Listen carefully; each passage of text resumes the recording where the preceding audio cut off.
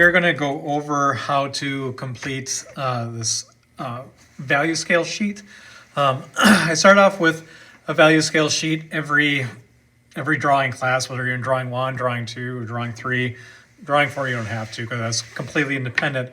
Mainly because going back to the basics is important in like anything from sports to even just kind of doing some simple writing exercises and art. You know, it's just something that you need to kind of think about for you to get this good. Learning control over your pressure and practicing that and knowing how to get steps, knowing how to get a smooth gradient and everything, focusing back on the basics of geometry geometry, and doing the, taking a circle, turning into a sphere, and working with all these kind of shapes help you get better. So this is a graded assignment. It is 20 points. So once you get done with it, take a photo of it and then submit it, and then I can kind of look at it. So you don't have to physically turn this in. Now do notice that this is cut out, so I should not see this because this should be attached to your toolbox. If you don't have your toolbox yet, for whatever reason, I would still probably still cut it out so I don't email you and say, hey, why is that attached? So just make sure that this is out because this is your listing and that needs to stay with your piece. So value scale 1, we're going to use our pencils, and I also have 2 blending stumps. I have my pencil eraser. Now the way that these are lined up, I'm going to look at this. This is an HB. HBs are just like your standard pencil, your number 2. The amount of graphite and clay that makes up the pencil lead on here is the same as a number 2 as the HB. 4H is lighter. If I had a 6H or a 7H, that would even be lighter yet. So which that means is that there is less graphite and more clay. It can get a little on the harder side, which means it can kind of scratch your paper sometime. So you got to be a little careful on your pressure. But a lot of times people use this more for drafting or just kind of doing a real light, kind of a sketch. You can use the 4H on. I typically use the HB because I feel like it's a little on the hard side, but it's kind of up to you. Every artist has their preference. 4B is on this side, so notice I have the HB. So HB is kind of like your center. 4B will have more graphite in it, than the clay in terms of regards to the HB. And our darkest one is the ebony pencil. And you might have one that says layout, but it's the same thing. This is almost like a 9B or a 10B or whatever. So this one is soft. It has a lot of graphite, not as much of the binder in it, which is your clay. So a lot of times you will use this when you're trying to go for your intense blacks or your darker grays. Okay. So when you use this on the value scale, you're kind of focusing a little bit more on using these 3. You might use your 4H to draw out this eye, which we'll talk about later. Otherwise, I'm mainly going to probably just stay with the 4B when I'm working on this. Now, when I assign the first value scale or your value project, I am looking for a balance so that I know that you have control. So what I'm looking for is you can almost take this value scale when you're done with your drawing, and you should have some whites in there, you should have some light grays, you should have some dark grays, and you should have some blacks. So to make this a little bit simpler, I'm going to take this ebony pencil right now. I would also kind of focus in on working with your craftsmanship and going in and really making sure that you go right up that line. Now, it's not as fun on a demonstration when I turn it, but I turn it because my wrist has this curve on there. So it's easier for me to shade a line. Oops, went out a little bit there. And for the most part, stay inside of it. Now, also do notice I'm kind of doing more of a circular motion when I go in and shade an area instead of strictly just back and forth. That way you kind of avoid getting as many lines. Do I break that rule? Absolutely. But it's just kind of one of those good rules of thumbs. All the way up. So on your drawing, whether you use something that's original or you end up doing something that you copy, you should have a fair amount of this, a nice rich black. And you should also have a fair amount of your bright white. Those contrasts really play off of each other nicely. If you have a very washed out drawing where you just have these light grays and medium grays, and you don't have the intensities of blacks and whites,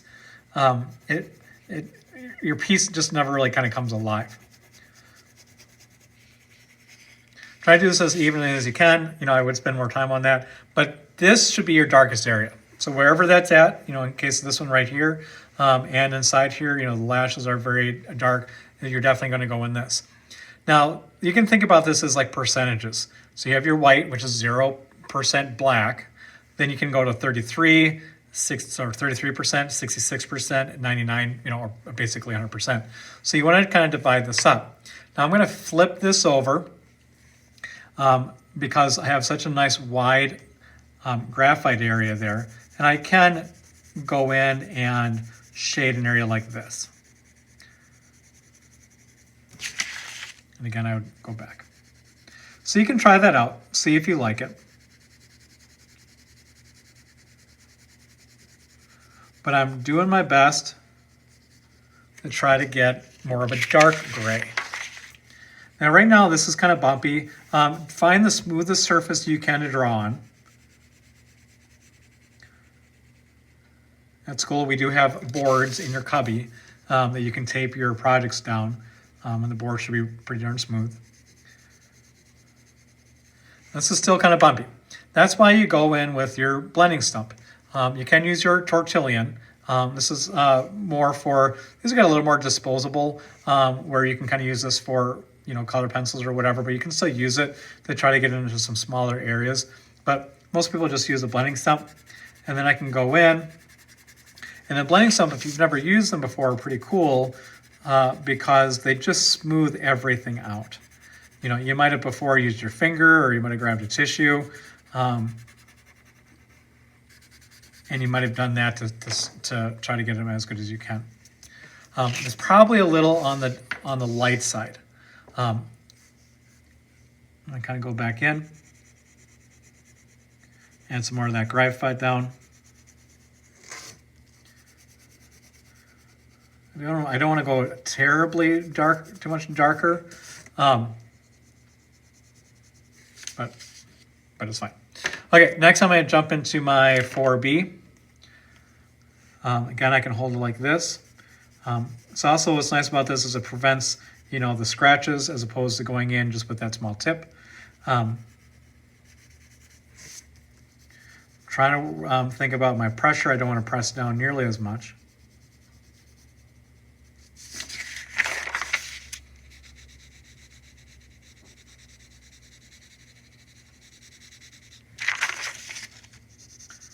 And almost done. Again, trying to keep this nice and even. Okay, grab my blending stump.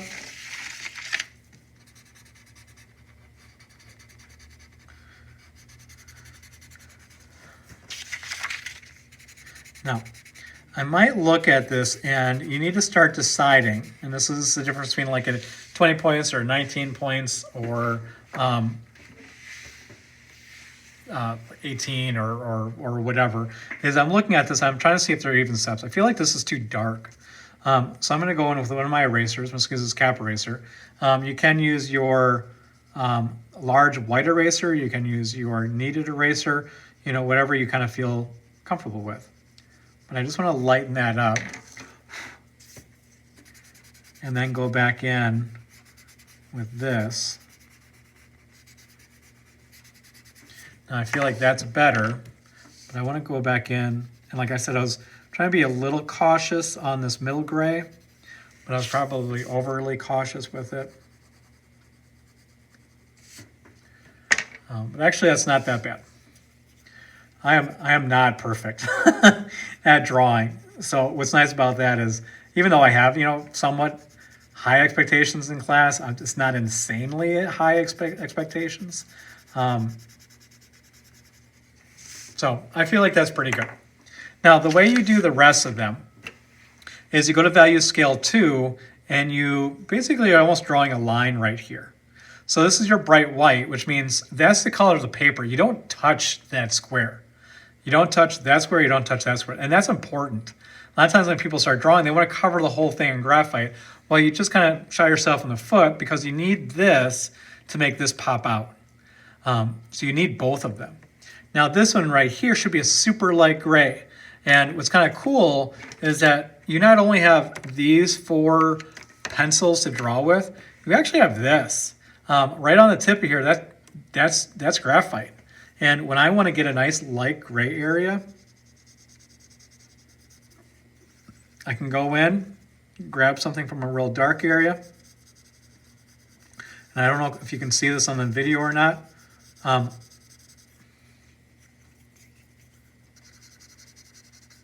But that's a pretty darn light gray. And that's how you do it. So I never touch that with a pencil. I can take this eraser and kind of clean up the edges a little bit so it's nice and clean. But you're just using this as a drawing utensil, so it's just as a blending stone. But then I take this next part here, so I should be a little bit lighter than this, a little bit on this side, a little bit darker on this side, a little bit lighter, a little bit darker. But you should have even steps all the way across. Okay, and they're blocks, they're like pixels. The next one, value scale 3, is the gradient. So you're going to do this whole thing again along here, but this is the most realistic out of all of them. Because when we shade and color things, we don't shade them in pixels. You know, we do it as a gradient. We go from a nice bright white to a light gray to a medium gray to a dark gray to a black. Okay, so this is out of all 3 of these, this is the one that's probably the hardest, but it's also the one that we use the most.